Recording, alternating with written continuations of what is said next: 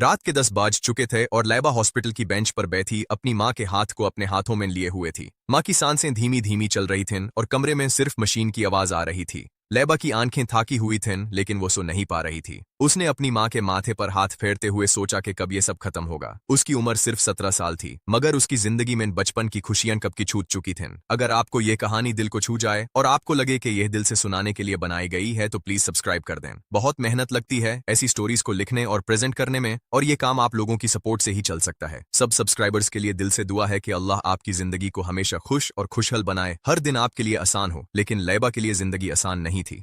उसके आँखों से स्केखर जखन खरखार एक दूसरे को जानती चे, achanos que mocodossal pelistroke huatie chei. Tapse mo bed par iti. Bab subach sem fictory menke makarte, bij always jo bij salkatie chei, schecher ke ek kote se office men op karta tie chei.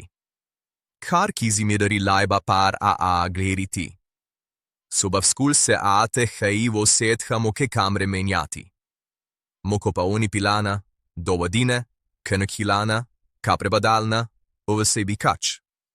Skul mein biuska di magachakar par chei rechta. Dost loku se kehte.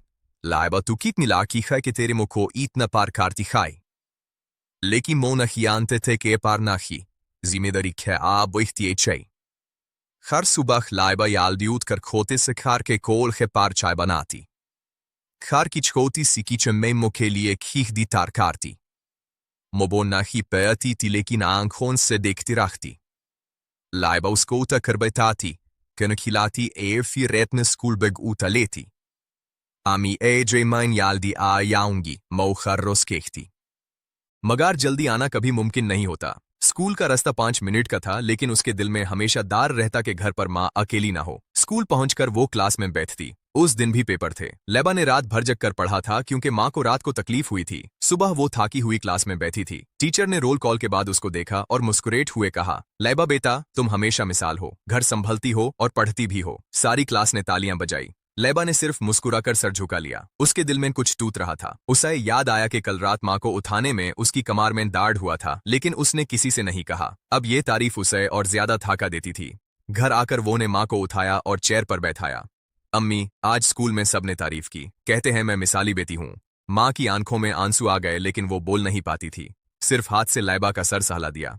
लैबा को लगा जैसे ये तारीफ उसके बोझ को हल्का करने के बजाय और भारी कर देती है। उसने माँ को पानी दिया, दवाई दी और फिर अपने बुक्स खोले।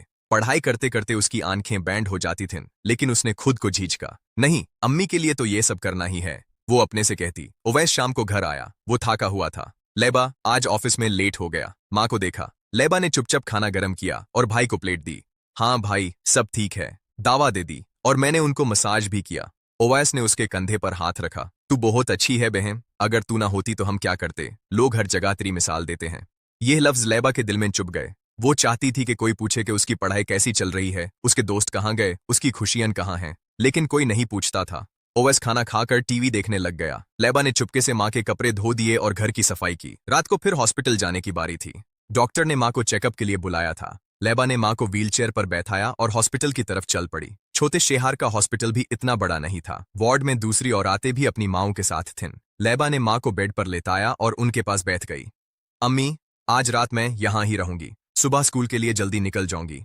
माँ ने सिर्फ आंख से इशारा किया। लैबा ने अपनी किताब खोली और डिम लाइट में पढ़ने लगी। उसे याद आया कि पहले जब माँ ठीक थीं तो लैबा स्कूल से आकर बाहर खेलती थी। दोस्त लोग घर आते, सब हंसते खेलते। अब वो सब दूर हो गए थे। एक दिन उसकी दोस्त नेहा ने कहा था, लैबा तू इतनी बिजी क्यों रहती है, हम सब पार्क में जा रहे हैं आज। लैबा ने मुस्कुराकर मना कर दिया था, घर का काम है यार, लेकिन अंदर से उसका दिल रोता था। ऐसे ही दिन गुजारते गए। लैबा की पढ़ाई पे असर पड़ रहा, उसके नंबर्स गिरने लगे। प्रिंसिपल ने बुलाया, लैबा, हम समझते हैं घर की सिचुएशन, लेकिन तुम अपना फ्यूचर भी सोचो, अगर जरूरत हो तो हम मदद कर सकते हैं। लैबा ने सिर्फ हाँ में सर हिला दिया। वो नहीं कह सकी कि मैं तो सिर्फ फर्ज निभा रही हूँ। घर लौटकर वो ने देखा कि नेबर्स आए हुए थे। चची ने कहा, लैबा जैसे बेटी हर घर में नहीं होती, देखो कितना सब कुछ संभाल लेती है। माँ बेड पर है फिर भी स्कूल नहीं छोड़ी। अंकल लोग बात करते, ओवैस भाई, तेरी बहन तो एंजल है। ओवैस मुस्कुराता और लैबा की तरफ देखता। वो भी जानता था कि उसकी बहन कितनी परेशान है, लेकिन उसका अपना काम और टेंशन थे। हाँ चाची, लैबा ने घर संभाल लिया है, ओवैस ने कहा। लैबा ने सिर्फ चेस सर्वे की और चुप रही। एक हफ्ते बाद स्कूल के एंड ऑफ ईयर फंक्शन था। लैबा थकी हुई थी क्योंकि रात को माँ की तबीयत खराब हो गई थी और वो हॉस्पिटल में ही थी। फिर भी वो फंक्शन में पहुंची। स्टेज पर उसको मिसाली बेटी अवार्ड का सर्टिफिकेट मिला। प्रिंसिपल ने कहा, लैबा ने अपनी माँ की देखभाल के साथ पढ़ाई को भी नहीं छोड़ा। ये हम सब के लिए मिसाल है। सारी हॉल में तालियां बाजी। लैबा ने सर्टिफिकेट लिया और मुस्कुराया, लेकिन उसकी आंखें नम थीं। फंक्शन के बाद काउंसलर ने उसको अपने ऑफिस बुलाया। लैबा बैठो, मैं तुम्हारी फाइल देख रही थी। काउंसलर एक नोट निकालकर उसको दिया। उस नोट में लिखा था कि लैबा की तारीफों ने उस पर बोझ और बढ़ा दिया है। लोगों की तारीफ तुम्हें यह महसूस कराती है कि तुम कंप्लेन नहीं कर सकती। ये तारीफ तुम्हारी मदद नहीं कर रही बल्कि तुम्हें और ज्यादा कायद कर रही है। तुम्हारा एडोलेसेंस खो रहा है इस केयर गिविंग में। स्कूल से भी तुम्हारी अटेंडेंस कम हो रही है और मार्क्स गिर रहे हैं। लैबा ने नोट पढ़ा और उसकी आंखों से आंसू बहने लगे। पहली बार किसी ने उसके दिल की बात समझी थी। काउंसलर ने कहा, बेटा कभी कभी अपने लिए भी सोचो, हेल्प मांग सकती हो, हम स्कूल से भी सपोर्ट दे सकते हैं। लैबा ने नोट को चुपके से अपने बैग में रखा और घर की तरफ चल पड़ी। रस्ते में उसके दिमाग में सब घूम रहा था। तारीफों ने उसे हीरो बना दिया था, मगर असल में वो उसे और मजबूत जंजीर में बंद रही थीं।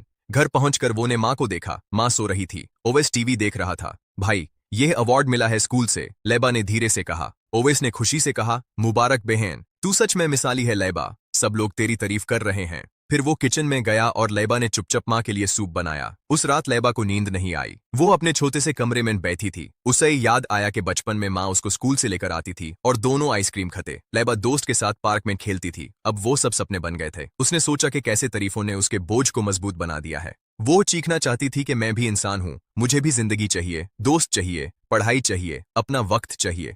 मगर उसके मुंह से आवाज नहीं निकली। घर वालों ने इस कुर्बानी को फर्ज का नाम दे दिया था। सुबह फिर रूटीन शुरू हुई।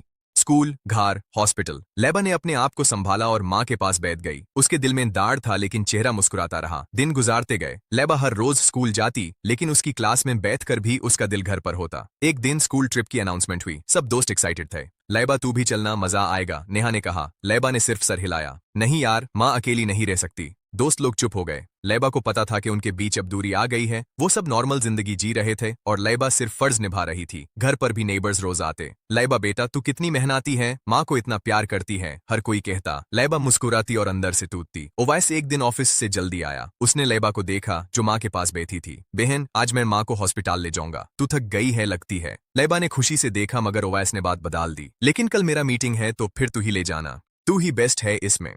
लैबा ने कुछ नहीं कहा, उसने सिर्फ हाँ कर दी। रात को हॉस्पिटल वार्ड में बैठकर लैबा ने अपनी किताब खोली। डिम लाइट में पढ़ते पढ़ते उसकी आंखें भर आई। उसने सोचा कि काउंसलर की नोट सच थी। तारीफ ने उसका बोझ हल्का नहीं किया था बल्कि और मजबूत कर दिया था। लोग उसे मिसाली कहते थे, इसलिए वो अब कंप्लेन भी नहीं कर सकती थी। घर आकर लैबा ने सर्टिफिकेट को अलमारी में रखा। उसके साथ काउंसलर का नोट भी था। उसने नोट को फिर से पढ़ा। तुम्हारी तारीफ तुम्हें और ज्यादा प्रेशर दे रही है लैबा, ये बोझ तुम्हारे एडोलेसेंस को चुरा रहा है। लैबा ने नोट को सीने से लगाया और रो पड़ी, मगर आवाज नहीं निकली। वो जानती थी कि अगर वो चीखेगी तो घर वाले कहते, तू मिसाली बेटी है, फर्ज निभा। उस रात माँ ने उसको बुलाया। लैबा माँ के पास बैठी और उनका हाथ पकड़ा। माँ की आंखों में प्यार था। लैबा ने धीरे से कहा, अम्मी मैं हमेशा आपके साथ हूँ।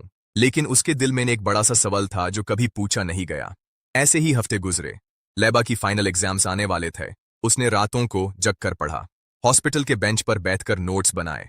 ओवैस कभी कभी मदद करता, लेकिन ज्यादातर लैबा ही सब संभलती। एक दिन बाप ने भी कहा, लैबा तूने घर को संभल लिया है, हम सब तुझे देखते हैं। यह तारीफ फिर से उसके दिल पर बोझ बन गई। स्कूल में भी लास्ट डे था। टीचर ने उसको अलग से बुलाया। लैबा, तुम्हारी मेहनत को सलाम, माँ की देखभाल और पढ़ाई दोनों कर रही हो। लैबा ने सिर्फ थैंक्स कहा और घर चली गई। घर पहुंचकर उसने माँ को खाना खिलाया। ओवैस ने सर्टिफिकेट देखकर फिर तारीफ की। बेहन, ये सब तेरे लिए है, तू फर्ज निभा रही है। लैबा ने मुस्कुराया। उस रात वो अपने बेड पर लेटी रही। उसकी आंखों से आंसू बह रहे थे, लेकिन वो चीख नहीं पाए। उसकी कुर्बानी घर वालों ने फर्ज का नाम दे दिया था और लैबा उस बोझ को उठाए हुए चुपचाप जिंदगी गुजार रही थी।